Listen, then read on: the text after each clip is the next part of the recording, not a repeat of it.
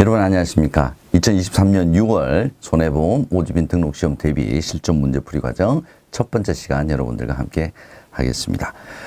이 손해보험의 특성은 이게 동일한 문제가 이렇게 반복되는 경우가 좀 비중이 좀 높다라고 하는 점에서 여러분께서 이 문제풀이 과정 반복해서 꼭 여러분께서 공부를 해 주시면 굉장히 도움이 되실 거다라는 말씀 드리면서 1번부터 문제풀이 과정 여러분과 함께 시작해 보도록 하겠습니다. 자, 1번. 주택화재보험에 가입할 수 없는 물건은, 자, 일반 물건이냐, 공장 물건이냐, 뭐, 이런 거 이제 물어보는 거죠. 1번, 주택병용 피아노 교습소는 주택화재 물건에 해당이 되는 거죠. 기숙사, 연립주택, 아파트. 자, 연립주택, 아파트 다 주택화재보험에 가입할 수 있는 물건이 되겠습니다. 기숙사는 일반 물건, 콘도미니엄과 오피스텔과 함께 일반 물건에 해당이 된다라고 하는 점 여러분께서 기억을 해 두시기 바랍니다. 2번 문제 보겠습니다. 주택화재보험을 예시와 같이 가입한 후 손해가 발생한 경우 지급보험금은 얼마입니까? 자, 보기 한번 보죠. 보험 가입 금액이 1억 원이고요. 보험 가액이 9천만 원입니다.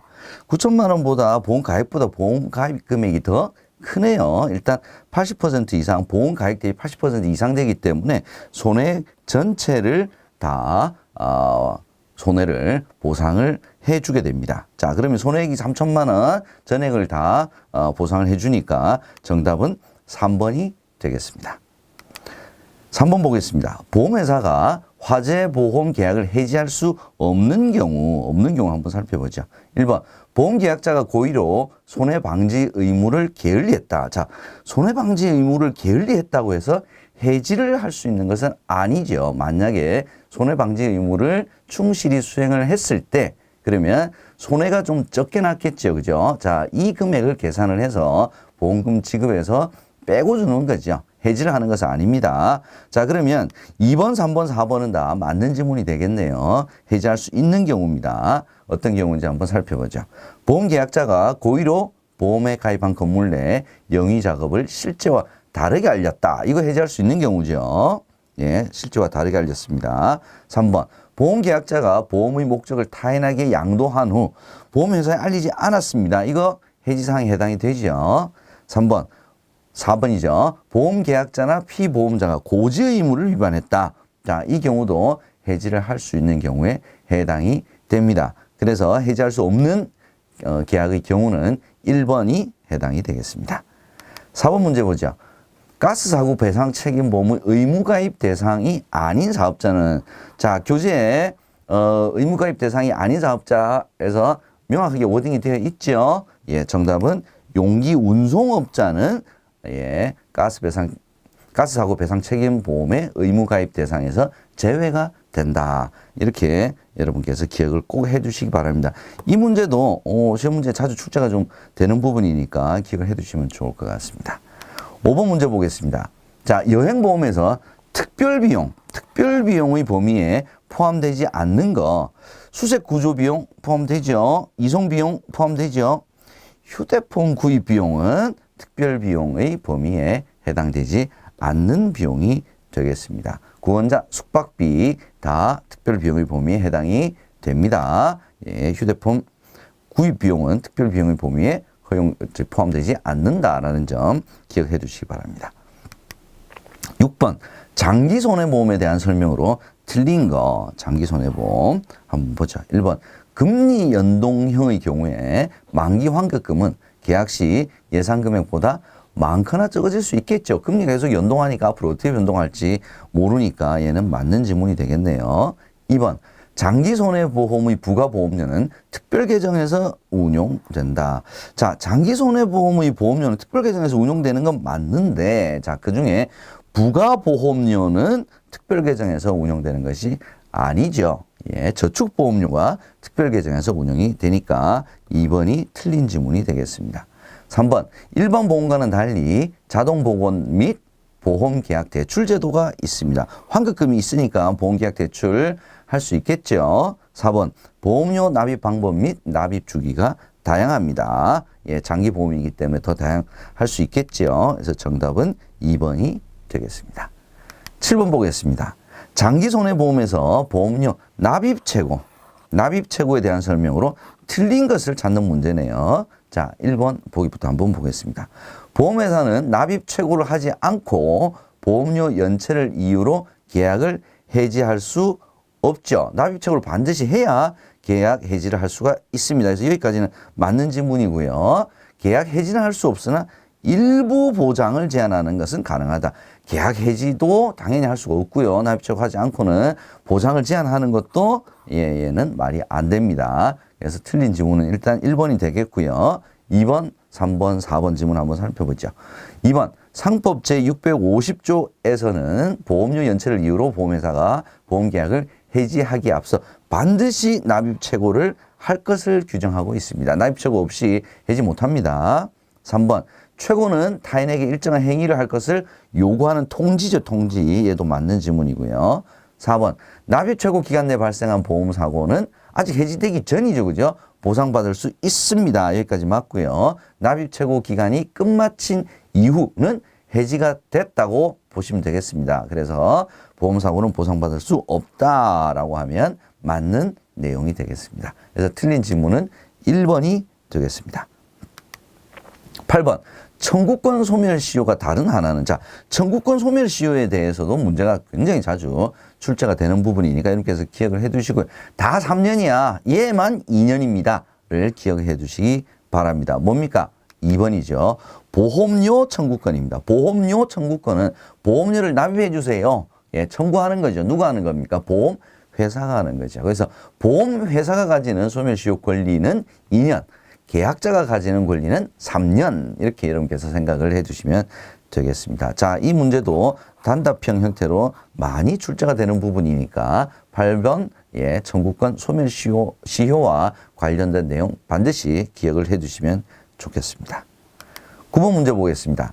장기화재보험에 가입한 일반 사무실입니다. 일단 키워드는 일반 사무실에서 화재 사고 시 보상하지 않는 경우는, 이 문제도 주택화재보험에서도 굉장히 많이 언급이 되는 문제죠. 자, 어떤 겁니까? 폭발, 파열로 인한 직접 손해는 장기화재보험에서는 보상하지 않죠. 주택화재보험에서는 보상을 합니다. 그러나 일반 사무실에서는 보상하지 않는다라는 점 기억을 해 주시기 바랍니다. 가스 폭발, 파열로 인한 손해는 보상하지 않습니다.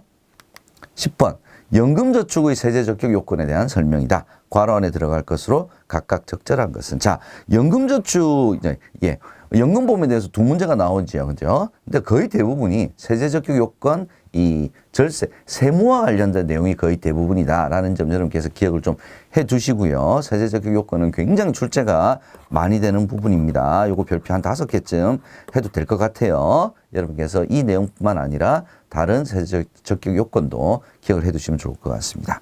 자, 납입기간이 몇 년 이상입니까? 납입기간은 5년 이상이죠. 몇 세 이후부터 연금으로 지급을 받아야 됩니까? 55세죠. 얘는 암기를 하셔야 됩니다. 정답은 2번입니다.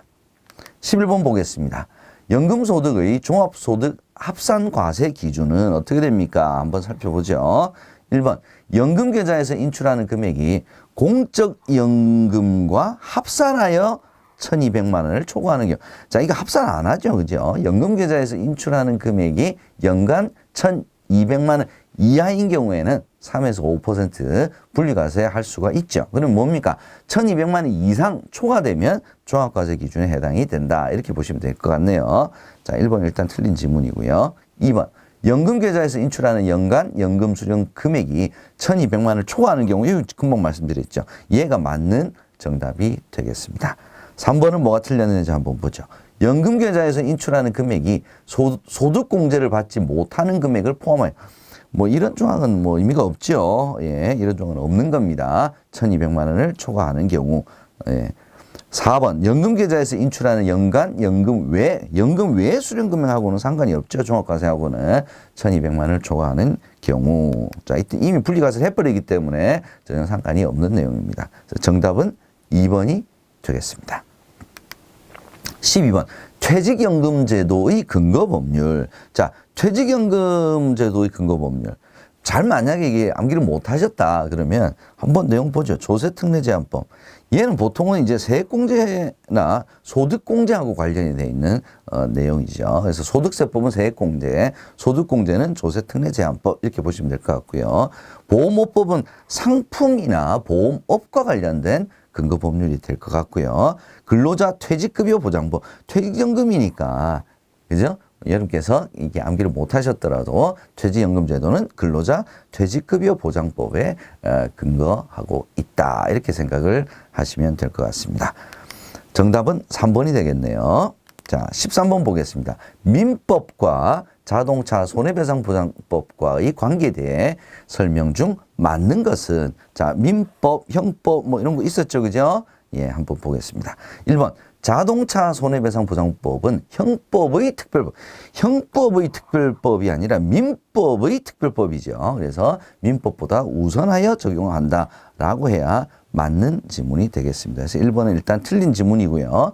2번, 자동차 손해배상보장법에서 법률상 책임관계 입증 책임은 피해자가 부담을 해야 된다. 입증 책임이 피해자에게 있다면 피해자가 너무 힘들겠죠. 예, 피해 본 것만으로도 실은 되게 힘든데 입증 책임까지 져야 된다. 얘는 논리적으로도 틀린 지문이 되겠습니다. 3번, 민법과 자동차 손해배상보장법은 대인뿐만 아니라 대물사고에도 같이 적용이 되겠죠. 4번, 자동차 손해배상보장법은 조건부 무과실책임주의가 적용된다. 얘가 중요한 키워드죠. 조건부 무과실책임주의가 적용이 된다라고 하는 이 키워드는 굉장히 지문으로도 다른 문제에서도 많이 출제가 되니까 여러분께서 꼭 기억을 해두시면 좋을 것 같습니다. 정답은 4번이죠. 14번 보겠습니다. 자동차 손해배상보장법에 의하여 의무보험에 반드시 가입해야 하는 자동차 있었죠.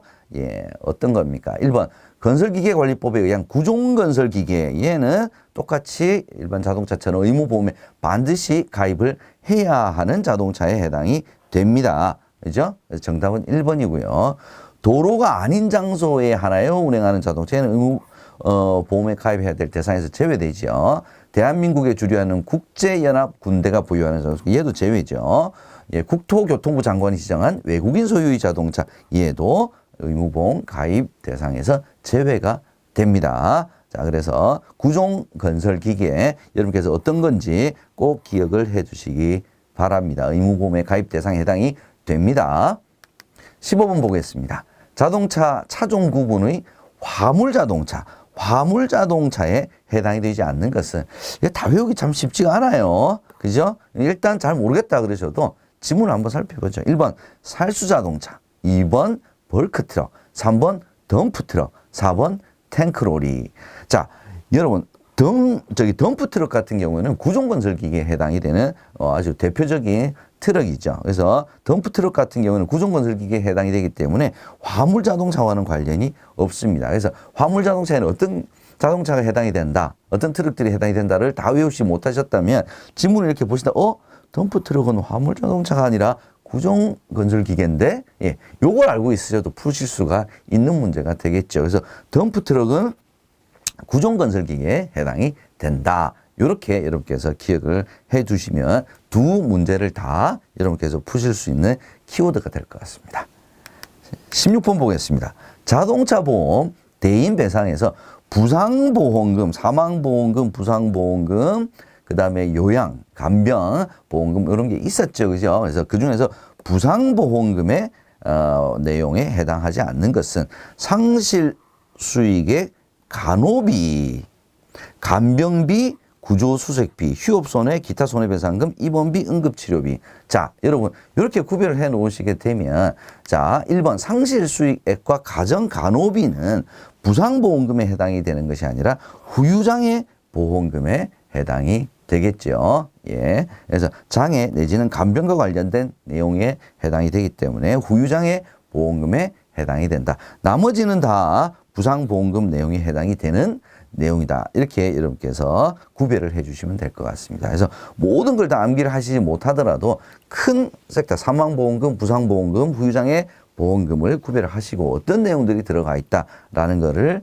알아맞히는 문제에 해당이 되겠습니다. 17번 보겠습니다. 자동차 보험 보험금 지급 기준에 대한 설명으로 맞는 거. 자, 자동차 보험, 보험금 지급 기준 여러 가지가 있었죠. 한번 보겠습니다. 1번, 대물배상담보에서는 자동차 수리 비용이 자동차의 사고 직전 가액을 초과할 경우에는 보상하지 않는다. 이거 무슨 말이냐면, 그러면 자동차 사고 직전 가액까지만 보상을 한다. 이 말이죠. 근데 이 지문에서는 여러분들 생각을 한번 해봅시다. 자동차 수리, 사고 났을 때 수리, 열처리 도장 비용 두 가지로 우리가 나눠져 있었죠. 그죠? 그래서 이 두 가지 수리비를 합쳐서 직전 가액의 120%까지, 화물자동차 130%까지, 예, 요렇게 보상을 하기 때문에 직전 가액을 초과해서 보상을 하는 경우에 해당이 되겠습니다. 그래서 1번은 일단 틀린 지문이 되겠네요. 2번, 대물배상담보에서는 자동차를 수리하는 기간 동안 다른 자동차를 대신 사용하는 데 소요되는 비용을 보상을 한다. 맞죠? 그죠? 예, 이 지문이 맞는 지문이 되겠습니다. 3번, 자기 차량 손해담보에서는 자동차 시세 하락 손해 보상한다. 자, 자동차 시세 하락 손해가 자기 차량 손해담보에 해당이 되느냐? 4번, 자기 차량 손해담보에서 자동차 수리 기간 동안 발생한 영업 손해. 자, 영업 손해 보상도 자차 손해담보에 해당이 되느냐? 이거 대물이죠, 대물. 대물입니다. 자동차 시세 하락 손해, 그 다음에 수리 기간 동안 발생한 영업 손해는 대물 보상 담보에서 보상을 해주는 담보에 해당이 되겠습니다. 그래서 17번 맞는 설명은 2번 지문이 되겠습니다. 자, 이렇게 해서 17번까지 손해보험 상품 먼저 여러분과 함께 풀어봤습니다. 저는 두 번째 시간에 다시 여러분들 찾아뵙도록 하겠습니다. 여러분 수고하셨습니다.